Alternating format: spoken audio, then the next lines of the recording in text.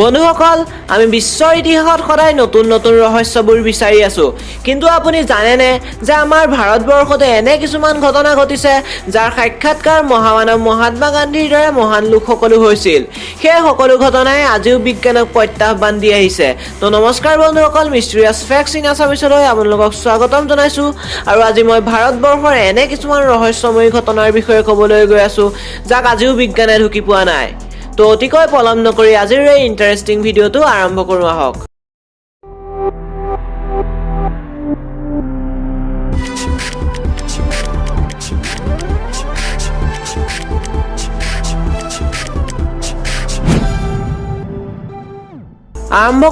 প্ৰহ্লাদ জানীৰ সৈতে প্ৰহ্লাদ জানীক আপুনি বিশ্বৰ 8 নম্বৰৰ আচাৰ্য বুলিও ক'ব পাৰে কাৰণ প্ৰহ্লাদ জানীয়ে যোৱা ৭৫ বছৰে অন্নৰ এটা টুকুৰাও মুখত দিয়া নাই হয় বন্ধুসকল প্ৰহ্লাদ জানী এজন এনে মানুহ হয় যি যোৱা ৭৫ বছৰে একো নোখোৱাকৈ জীয়াই আছে ৯০ বছৰীয়া প্ৰহ্লাদ জানীৰ এই কথাটো পৰীক্ষা কৰিবলৈ ডক্টৰসকলৰ ৩৫ জন ৰিচাৰ্চাৰৰ এটা টীমে ১৫ দিনলৈকে প্ৰহ্লাদ জানীক আহমেদাবাদৰ ষ্টাৰ্লিং হস্পিটেলৰ এটা CCTV থকা ৰুমত নিৰীক্ষণৰ বাবে বন্ধ কৰি থৈছিল কিন্তু তেওঁৰ শৰীৰত একো প্ৰতিক্ৰিয়া নহ'ল আৰু তেওঁ নৰ্মেল হৈ থাকিল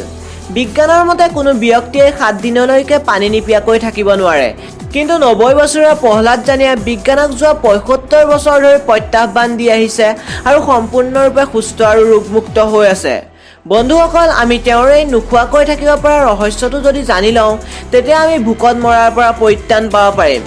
আৰু কঠিনৰ পৰা কঠিন পৰিস্থিতিটো আমি এই পৃথিৱীত ছাৰ্ভাইভ কৰিব পাৰিম ২ নম্বৰত আছে বুলেট বাবা এই ৰহস্যটোক ওম বান্না নামেৰেও জনা যায় ১৯৮৮ চনত ৰাজস্থানৰ ওম বান্না নামৰ বুলেট চালক ব্যক্তিজন নিজৰ শহুৰৰ ঘৰৰ পৰা নিজৰ ঘৰলৈ গৈ আছিল কিন্তু দুৰ্ভাগ্যবশতঃ তেওঁ ৰাস্তাৰ কাষৰে এজোপা গছত খুন্দিয়াই দিলে আৰু ঘটনাস্থলীতে তেওঁৰ মৃত্যু হ'ল স্থানীয় পুলিচ ঘটনাস্থলীত উপস্থিত হৈ সেই বুলেটখনক থানালৈ লৈ গ'ল কিন্তু পিছৰ দিনাই পুলিচ কৰ্মীসকলে সেই বুলেটখন থানাত নাপালে সেই বুলেটখন চালকবিহীনভাৱে নিজে নিজে চলি আহি সেই স্থান পাইছিলগৈ য'ত ওম বান্নাৰ মৃত্যু হৈছিল পুলিচে সেই বুলেটখন পুনৰ থানালৈ লৈ আহিল আকৌ বুলেটখন দুৰ্ঘটনাস্থলী পালেগৈ বহুবাৰ এনে হোৱাৰ পিছত পুলিচে বুলেটখনক শিকলিয়াৰ বান্ধি দিলে কিন্তু তাৰ পিছতো সেই বুলেটখন সকলোৰে সন্মুখত নিজে নিজে ষ্টাৰ্ট হৈ নিজৰ মালিকৰ মৃত্যুস্থল পালেগৈ বহুবাৰ এনে হোৱা দেখি স্থানীয় মানুহ আৰু পুলিচ কৰ্মীসকলে এয়া এক চমৎকাৰ যেন পালে আৰু সেই বুলেটখনক সেই ঠাইডোখৰতে এৰি দিলে আৰু আজিও এই বুলেটখন সেই ঠাইতে আছে সেইদিনাৰ পৰা সেই ঠাইত আৰু দুৰ্ঘটনা হোৱা নাই যদিও সেই ঠাইডোখৰ ৰাজস্থানৰ প্ৰধান দুৰ্ঘটনাস্থলীবোৰৰ ভিতৰত এক আছিল আৰু এই বুলেটখনক এতিয়া মানুহে ভগৱানৰ ৰূপ দিছে যাৰ পূজা কৰিবলৈ মানুহ দূৰ দূৰণিৰ পৰা আহে বন্ধুসকল এই ঘটনাবোৰ কোনো চিক্ৰেট নিউজ বা চিনেমাৰ কাহিনীৰ দৰে লাগে কিন্তু এই ঘটনাবোৰৰ প্ৰমাণবোৰ চাই এয়া ১০০% সঁচা হয় ৩ নম্বৰত আছে শান্তি দেৱী শান্তি দেৱী যেতিয়া ৪ বছৰ বয়স হৈছিল তেতিয়াৰ পৰাই তেওঁক পূৰ্বজন্মৰ কিছুমান স্মৃতিয়ে আমনি কৰিবলৈ লৈছিল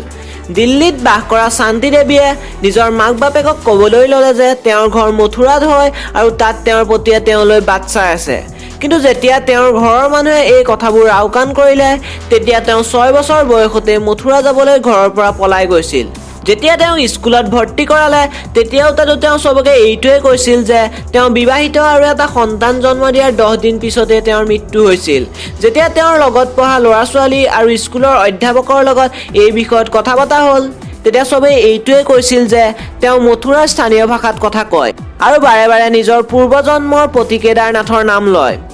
স্কুলৰ হেডমাষ্টাৰজনে এই ঘটনাটোত আগ্ৰহ দেখুৱালে আৰু মথুৰাত থকা কেদাৰনাথকো বিচাৰি উলিয়ালে যাৰ পত্নী লুক্তি দেৱীৰ মৃত্যু সন্তান জন্ম দিয়াৰ 10 দিন পিছতে হৈছিল তাৰ পিছত কেদাৰনাথ আৰু তেওঁৰ পুত্ৰক দিল্লীলৈ মাতা হ'ল